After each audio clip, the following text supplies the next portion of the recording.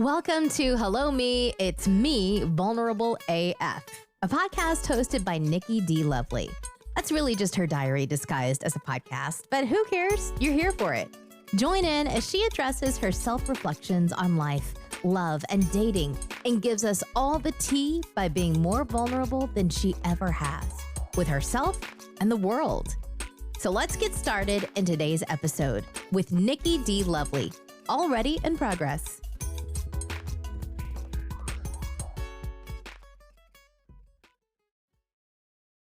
Hello and welcome to another episode of Hello Me, It's Me, Vulnerable SF.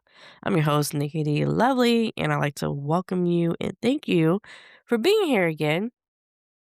I don't know if you guys know, I didn't know this, but we are 2025 Rising Star on Spotify. 96% more growth than any other podcast this year. And so I would like to thank you officially, and I'm probably going to be thanking you guys all month for getting us into that rising star category because I would not have been here without you. The funny part is I have been, what's the word? Neglecting my podcast. I moved, and I think a lot of that put my focus on other things like getting a new job and trying to make sure the girls were okay, trying to make sure I was okay.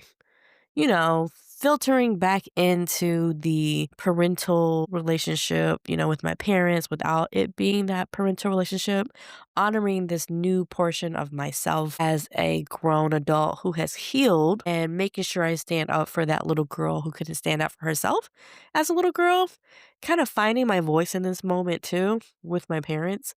At first, I thought it was going to be a bad thing, but now I'm realizing it's a good thing for me. It's good to grow. I was trying to avoid this, the former avoidant in me. Of course, imagine that. The former avoidant in me trying to avoid my final piece of healing, which was with my parents.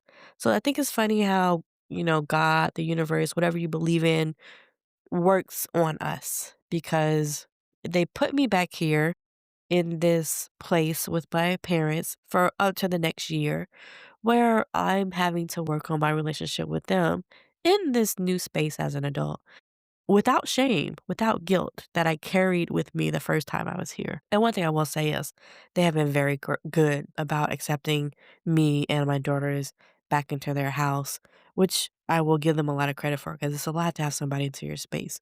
But I appreciate how openly they have opened their arms to us. And of course, it's not without some family bickering here and there, but we're getting through it. I have a cold, if you cannot tell. Last year I had a cold too around Christmas time. I don't know what it is. I guess it's because of the Thanksgiving holidays. Everybody gets together, and then I'm teaching this year, so I'm getting all that too. But I don't want to linger on that. What I want to talk about today, given that we're going into this new year, is releasing things with intention. And by that, what I'm going to say is, what am I going to carry into 2025? And what am I planning on leaving behind? And while I'm talking, I want you to start thinking about the same things. What are you planning on carrying into 2026? And what do you plan on leaving in 2025? And the funny part is, given this question and I don't even know my damn self. A lot of times when I'm talking to you, I am just talking out the cuff of my head. You are my friend in this space, and I appreciate you being here. So ask me the question. Ask me, what do I plan on taking into 2026? And what do I plan on leaving in 2025? That's going to be a big one for me. 2025, I plan on leaving avoidance in 2025. Now, you would think that I had already left avoidance. What do you mean, Nikki? What do you mean leaving avoidance? You are a former avoidant. Okay, yes. However, what I'm learning about myself and what I'm learning about this whole healing process is just because you are healed or healing doesn't mean that you are not going to be triggered. It does not mean that your old ways will not pop up. My gosh.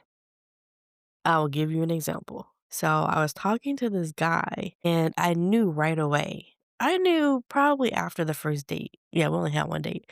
I knew after the first date that I didn't want to talk to him. And it was just so hard for me because my old avoidant behavior is to just like my people pleasing. I don't know if you guys know, but I mentioned this on some of my TikToks. When you're an avoidant, a lot of avoidants have a people pleasing nature, meaning we don't like to upset people. We want to make sure that we are liked, and we think that by upsetting you, that will mean that you won't like us. Which is really bad because honestly, you won't like us for lying to you, but we feel better about not upsetting you, and that may mean by avoiding you. So again, here we go, avoidance and people pleasers for people who have not made that connection. So we avoid conflict. We are conflict averse. This guy that I was talking to, I knew right away that I did not like him, and my avoidance came back immediately. I could feel it. I did not want to say, I'm sorry, I don't think this is gonna work out. I felt like it was going to hurt him, right? And how much am I thinking of myself that I'm thinking that after one date, this guy is gonna be like, "Oh, man." Now, granted, a lot of times we, especially as women, we've gotten negative feedback from men when we tell them that we don't like them or anything that they don't like, their what's the word? Their egos are crushed, right? Or they don't carry the hurt well. And then we suffer the repercussions, which could be, you bitch, then why'd you have me take you out? Or if you knew you didn't like me, why'd you go out with me to begin with? And the truth is, I didn't know I didn't like this person until we actually went out on a date and I saw his mannerisms and I was like, okay, this is just friend vibe for me, right? So I wound up telling him, I don't think that I'm in a place right now where I'm ready to start dating. Now, even still, that was a lie. That was still me avoiding. I'm gonna be quite honest with you. This is where, again, I'm being 100% vulnerable and 100% transparent. This is where I could see that my avoidance was coming out again. However, in the past, what I would have did was I would have probably still talked to him. I would have breadcrumbed him. I would have like ghosted at some point. But this time I at least said, all right, I'm not going to drag him along. I'm going to go ahead and end it. No, I put it on myself instead of being completely honest, and I do take credit that that was not the right way to go. I should have just said, I don't think that me and you are gonna work out, instead of just saying that right now I have other concerns. Though to be fair, it was not a lie. I did not date anymore after him. I did need to focus on moving at the time. It was not a complete lie, but it also was not the complete truth. And that's the part where just because you're healing or healed, it doesn't mean that you're not going to get triggered again. And I've realized that that was a trigger for me, just cutting things off. My people pleasing was coming back. My avoidance was coming back.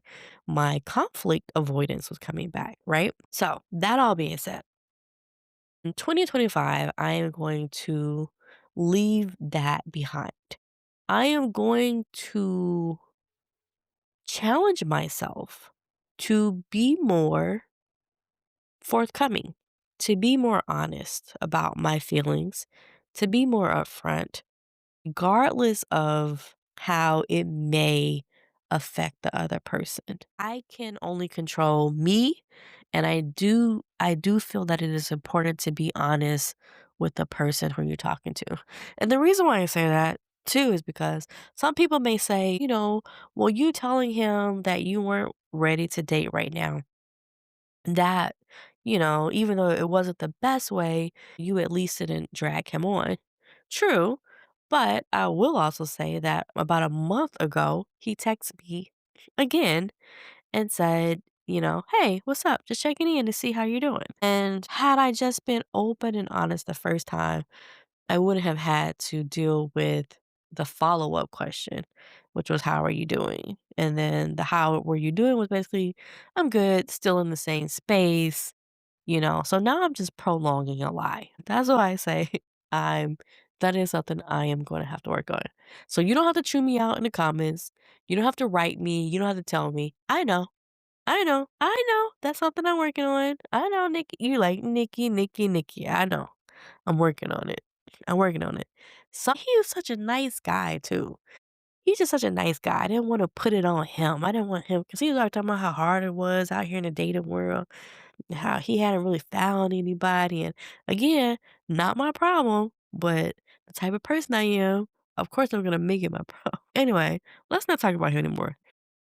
Let's move on to the next thing. Let's talk about what alignment looks for me now for 2026, which is number one, like I said, being true to myself, being true to my feelings, being honest about my feelings, being honest about how I feel. A lot of this moving back home with my parents again is strengthening my need and desire to speak up for myself or because those are the main people I could never talk to. Now, my mom, I won't say that. I could talk to my mom about anything. She's pretty open and easy to talk to. My dad is a talker, so it's kind of hard. He's not really much of a listener, or it's hard to actually have a actual conversation. Like he'll listen, but I don't know. It's weird. You have to know him to understand. He seems to be like since he's not working and retired, he seems to be less stressed, which makes it a little bit easier to talk to him. He's not on edge as much as he used to be, which I do appreciate about him. Now, being at home and getting to see the softer side of him. Is he 100%, perfect? No, but none of us are. I have yet to meet a perfect parent as much as I try to be, you know? But at the same time, what I will say is I do respect the fact that I'm getting a second chance to kind of talk through things, a second chance to even like catch the triggers. Cause even like I notice some things like I cower a little bit when I might see him walking down the hallway, and I have to catch myself and say, "Okay, Nikki, this is grown up, Nikki. We're not cowering. We're not scared. We're okay to walk in the kitchen. We're okay to get some food." All of those like things that used to trigger me, I had to like recondition myself for. I have also had to be careful with my kids because I want to make sure they're not like, conditioned for the things that I had to uncondition myself for. So those are those things that I'm trying hard to, um, incorporate and bring with me into the year 2026, right? I feel like everything happens for a reason, and one of the reasons of being back at home is to kinda stand up for that little girl who couldn't stand up for herself, not be the little girl who cowers. And who's also able to continue to speak up and leave because I used to feel trapped. I used to be like, "Well, I don't really have any other place to go." But I realize now that even if I'm living in an RV, I told myself this, even if I'm living in an RV, if I'm living in a car, if I'm living on the street, if I'm living under a bridge, I'm gonna make it work. I'm gonna figure out a way to make it work. If I have to go to the library every day to get access to the internet, if I have to go to Planet Fitness every day to, wash and bathe and change my clothes, then that's what I'm gonna do. And those are those things that, of course, sound easier said than done, but also realize that mental your mental is gold. Like, everything else can be shit, and as long as your mental health is top tier, then you're okay.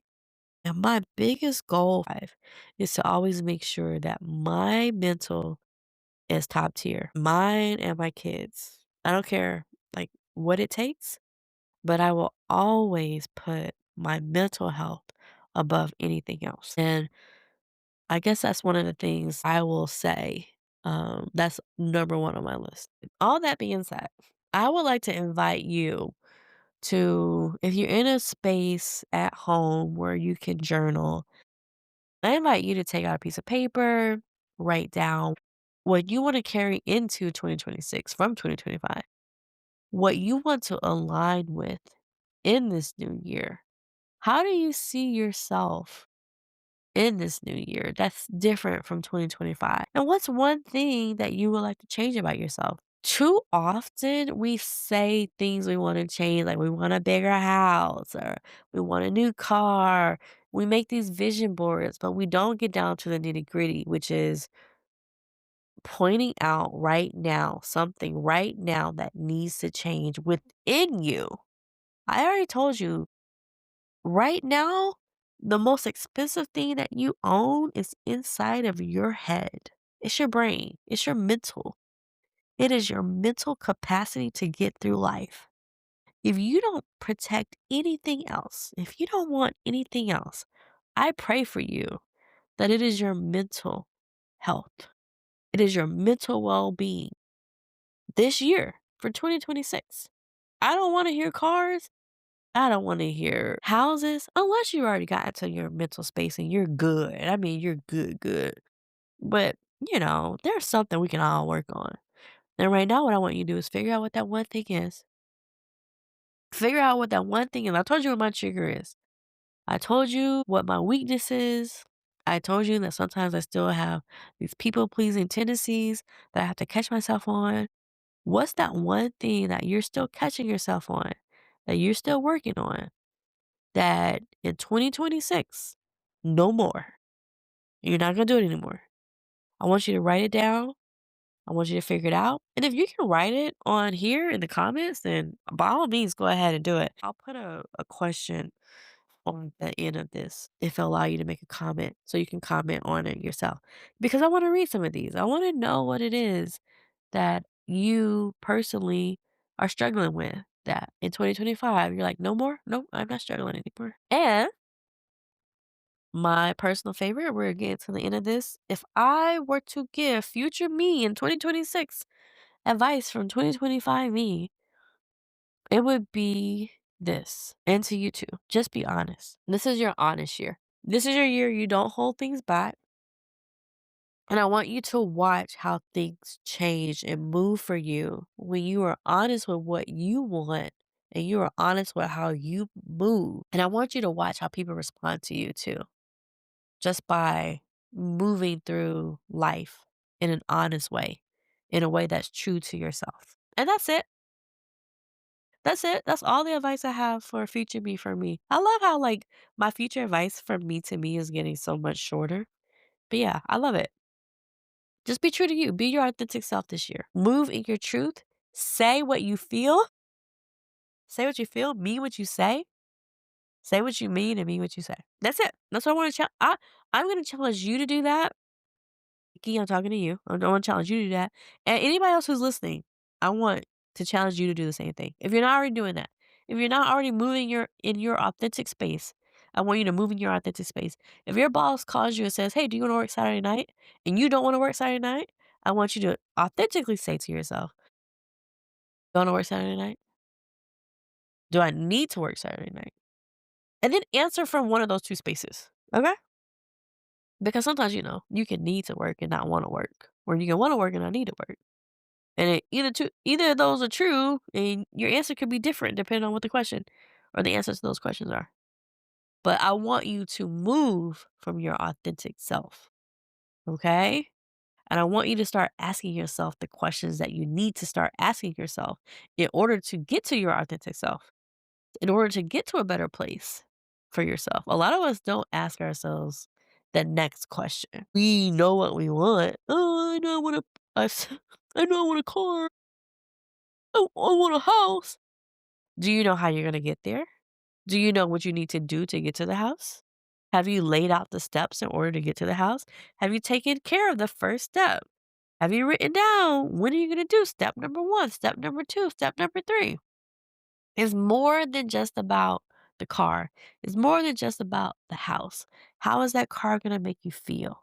What do you think you're gonna get if you get the car? What do you think you're gonna get when you get the house? Are you gonna feel elated, happy, like you have a home, stability, stable? Oh, so what you really want is stability. That's what you really want, right? What's the emotion? There are emotions behind the things. And I want you to get to what is the emotion behind the thing. Anyway, I'm digressing onto other things. But I think you get what I'm trying to say. And if you don't, I'll do a whole nother podcast on that. But for now, do what I asked you to do. Write down in a journal what you plan on changing about yourself in 2026. Something that you were doing in 2025, you're not gonna do in 2026. I'm not people pleasing anymore. I'm walking in my truth. I'm walking as my authentic self. That, as I say, is that. All right? All right. And if you want to take mine, you can go ahead and do that too. Until then, though, until next week, I will see you guys later. And once again, I want to thank you guys for coming on. I want to thank you for listening. I don't know where you are. You could be at home. You could be at the gym. You could be in your car. I don't know where you are, but I do want to say that I do appreciate you being here. This podcast, with or without you, it is called Hello Me Is Me, Vulnerable as F. I'm being vulnerable with myself, but I appreciate you being here so I can be vulnerable with you too. And I'm hoping that with me being vulnerable, it allows you to get to a space where you're vulnerable too with yourself. And on that note, I've talked way too much. I'll see you next week. Thanks again. Bye. Thank you so much for joining me for another episode of Hello Me, It's Me with Nikki D. Lovely. Just remember, you can't change who you were yesterday, but you can always learn and grow to become a better version of yourself today. So make sure you do the mental work today for the future you tomorrow, and I will see you next week. And in the meantime, make sure that you check me out on my Instagram at Nikki D. Lovely. You can also find me at nikkidlovely.com and check out my book, No F Boys Allowed. Just a little shameless plug. But either way, I will see you guys next time, and thanks again.